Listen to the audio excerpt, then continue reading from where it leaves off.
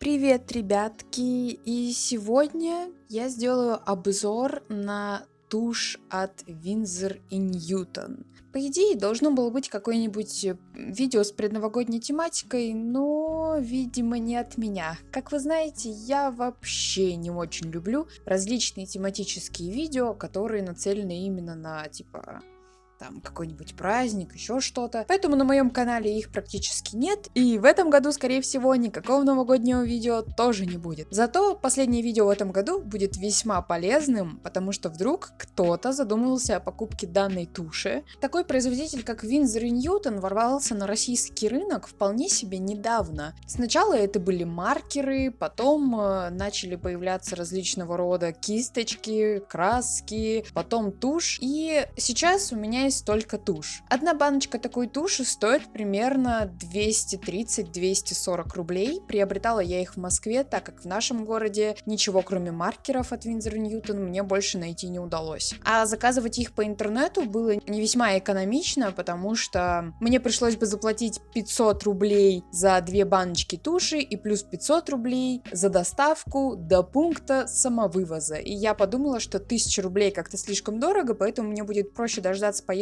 в Москву, там, собственно, ее приобрести, что я вообще-то и сделала. Первое, что хочу отметить, это великолепный дизайн упаковок. По-моему, у каждого из цвета туши от Winsor и Newton на упаковке есть какое-то характерное изображение, которое бы показывало применение данного цвета. То есть, например, если это белый, то тут вот нарисован такой беленький северный мишка, если это золотой, то часики с золотым корпусом. И все это весьма тематически и выглядит очень приятно. На самой упаковке нет ни слова по-русски, нет состава, что очень странно, ни на английском, ни на французском, ни каком-либо другом языке. Поэтому мне пришлось гуглить составы в интернете самостоятельно, чтобы вообще хоть понять, из чего тушь это сделана. На сайте производителя написано, что в составе туши находятся водорастворимые пигменты и шелак. Благодаря шелаку тушь достаточно быстро высыхает и имеет водостойкий финиш. Сделав лайн такой тушью и впоследствии положив сверху какую-либо водянистую или водную краску, ваш лайн не поплывет и все будет в порядке. Внутри коробочек находятся красивые стеклянные флакончики объемом 14 мл. Честно сказать, я тушью пользуюсь не часто, но той туши, которая у меня есть, черная китайская, ей уже года 3 или 4, и в ней тоже примерно 14 или 15 мл, и она все еще есть, и, по-моему, там в бутылочке еще как минимум половина осталась. Поэтому, если вы тушью рисуете не так часто, как и я, то, скорее всего, вам этого запаса хватит очень надолго. Производитель заверяет, что данная тушь подходит для рисования, для начертания дизайнерских макетов и для каллиграфии. Ее можно использовать с кистью, пером или аэрографом. Также цветная тушь смешивается между собой, то есть вы можете смешать красный и синий, например, цвет и получить фиолетовый. Также есть небольшая разница в визуальном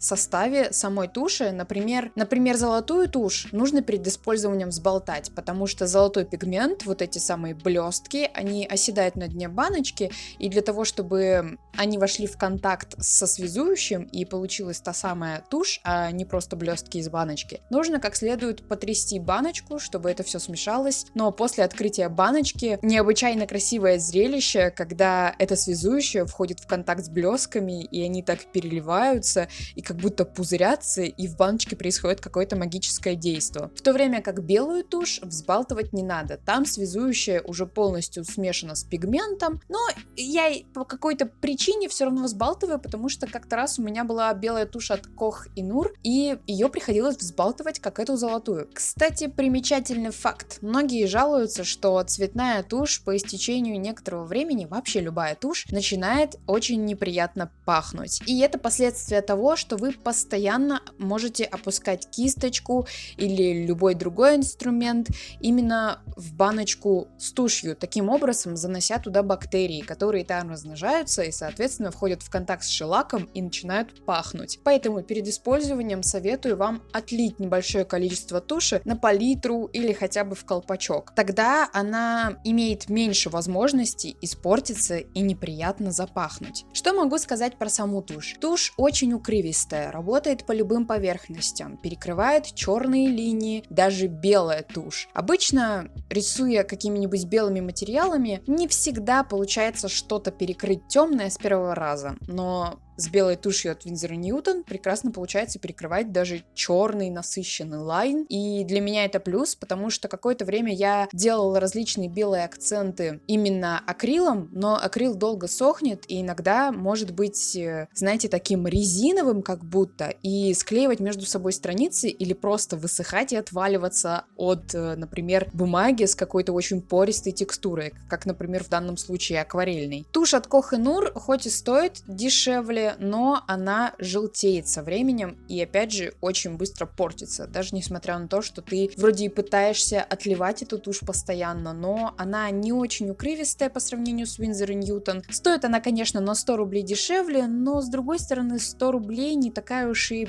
большая переплата за хороший и качественный материал. В общем, честно сказать, когда я пользовалась тушью Koh-i-Noor, я была очень сильно разочарована, и через некоторое время она просто стала вонять, пигмент внутри вместо белого стал каким-то желтым, и я ее просто выбросила. В то время как у Winsor & Newton просто насыщенный белоснежный пигмент, который работает сразу, его не нужно встряхивать, он отлично перекрывает даже ту же самую золотую тушь, отлично перекрывает акварель разной степени насыщенности и плотности, и при этом высыхает очень быстро, то есть вам, например, в отличие от акрила, не нужно ждать, пока тушь высохнет. Вы можете фактически сразу закрывать скетчбук и не переживать по поводу того, что у вас там что-то смажется. Есть небольшой минус, например, у золотой туши, потому что все-таки золотой пигмент это по большей части именно блестки, которые содержатся в баночке вместе со связующим. И когда вы закрываете крышку, те блестки, которые могли остаться на поверхности крышки или во время того, как вы переливали из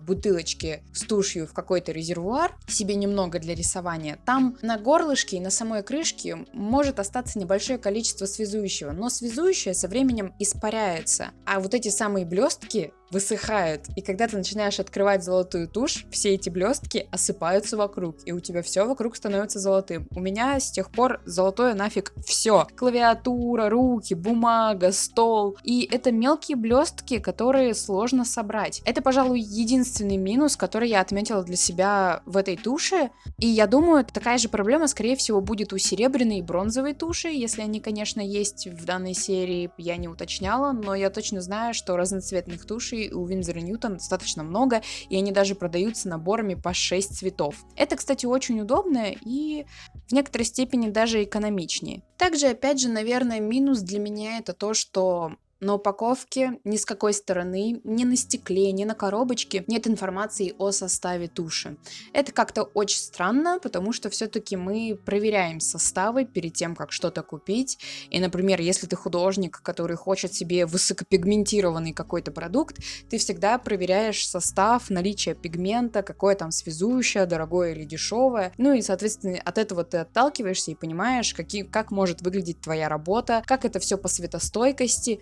Никакой такой информации на упаковках от туши нет, и это очень странно. Но работать с тушью одно удовольствие, и, наверное, я могу рекомендовать вам эту тушь, поучаствовать в том же самом Инктобере в 2020 году и думаете о том, какую бы тушь купить, вполне могу вам рекомендовать Winsor & Newton. У нее очень разнообразная палитра, она стоит относительно недорого, я думаю, что 230-240 рублей это не так уж и много для хорошего материала, но, возможно, в интернете можно найти намного дешевле, но в физическом магазине я видела ее преимущественно за эти деньги. Особенно если вы живете в Москве, для вас это вообще не будет никакой проблемой, а те, кто живет в чуть менее крупных городах, для них, возможно, это будет проблема. Я бы не назвала Иркутск каким-то очень маленьким городом, но у нас, например, найти эту тушь весьма проблематично. Поскольку это последнее видео в этом году, я все-таки хочу пожелать вам хорошо отдохнуть, во-первых, от учебы, работы, неважно от чего, просто отдохнуть. Желаю вам в новом году войти с новыми планами, желаю вам их осуществить,